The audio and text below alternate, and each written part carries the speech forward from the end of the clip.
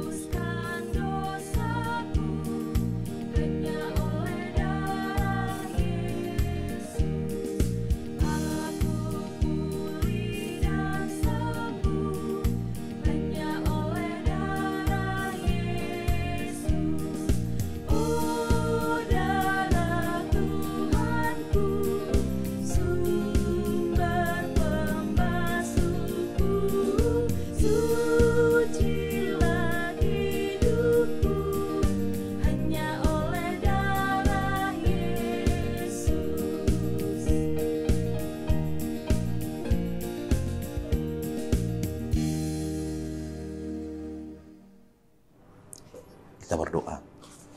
Anugerah Tuhan kita Yesus Kristus dan kasih setia Allah Bapa serta persekutuan Roh Kudus kiranya menyertai kamu sekalian. Amin.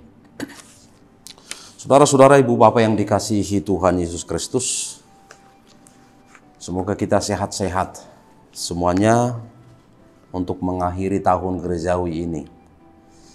Firman Tuhan untuk kita pada pagi hari ini yang menyapa kita tertulis dalam kitab Yesaya pasal 43 ayat yang ke-25. Demikian bunyinya.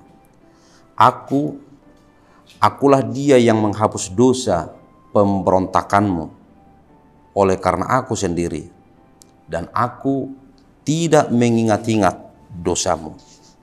Dalam bahasa Batak, au tutu au sadiri manalese ya kapangalosim alaniau jaladang behu pengoti ngotakka dosam dosahana. Saudara-saudara, Santo Yohanes Paulus kedua pernah ditembak di lapangan Santo Petrus Vatikan ketika dia sedang berkeliling dengan mobil untuk menyapa para peziarah yang berdoa Angelus bersama. Tapi setelah sembuh dari operasi pengangkatan peluru, Santo Yohanes Paulus II langsung pergi ke penjara mengunjungi si penembak Ali Aqsa. Beliau berbicara empat mata dan mengampuni dengan tulus si pembunuh itu. Mengampuni dengan tulus si pembunuh itu. Nelson Mandela, mantan presiden Afrika Selatan, pejuang apartheid untuk memberantas rasisme, kemiskinan dan kesenjangan dan mendorong rekonsiliasi rasial yang pernah terpenjara. Lalu ketika dia di penjara, dia diberlakukan dengan tidak baik.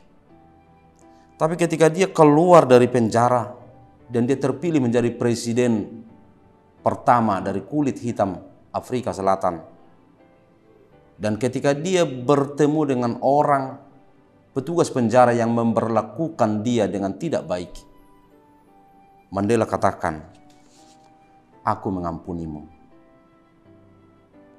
Saudara-saudara, istilah pengampunan ini di sini Allah katakan kepada orang-orang Israel yang terbuang itu, dia katakan, "Aku menghapus dosa pemberontakanmu dan aku tidak mengingat-ingat dosamu." Saudara-saudara, yang dikatakan Allah di sini pengampunan itu adalah tidak mengingat-ingat dosa. Allah melupakan dosa manusia.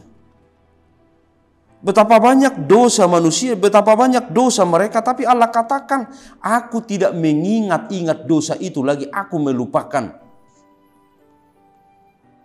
Maka pengampunan adalah mencoba untuk melupakan. Tidak mengingat-ingat dosa itu.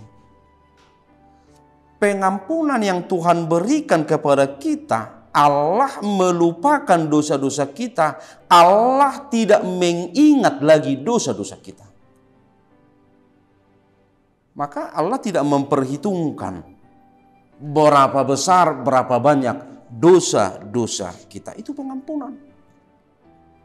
Yang kedua, di sini Allah tidak sekedar melupakan, tidak sekedar tidak mengingat-ingat lagi dosa itu, tetapi Allah merajut hubungan kembali dengan manusia yang sudah dihapus Tuhan dosa pemberontakannya. Maka tindakan yang dikerjakan Allah, dia melupakan, dia menghapus, dan dia mau merajut relasi, merajut hubungan lagi. Maka saudara-saudara, di dalam pengampunan itu ada rehabilitasi hubungan yang dikerjakan oleh Allah. Karena itu saudara-saudara yang dikasihi Tuhan kita Yesus Kristus, pastikan kita yang terampuni. Maka pastikan hubungan kita terrajut dengan Allah. Hubungan kita tidak terputus dengan Allah. Hubungan kita hubungan baik-baik saja dengan Allah. Itu harus kita pastikan. Yang kedua, ketika kita terhubung dengan Allah, maka hubungan kita dengan Allah ditentukan bagaimana kita memperlakukan sesama kita. Bagaimana kita memperlakukan sesama kita. Tuhan Yesus memberkati. Amin. Terima kasih Tuhan karena Engkau tidak mengingat-ingat lagi dosa pelanggaran kami. Engkau melupakan, Engkau mengampuni. Bahkan Engkau merajut hubungan kembali dengan kami manusia. Maka kami pastikan hubungan kami tidak terputus dengan Tuhan. Kami pastikan kami bisa saling mengampuni ketika Tuhan bisa mengampuni kami. Berkati kami dalam setiap aktivitas kami. Kami serahkan hidup kami menjadi kemuliaan bagi nama Tuhan di dalam Kristus Yesus. Amin. Selamat pagi, selamat beraktivitas, dan marilah kita saling mengampuni. Tuhan Yesus memberkati.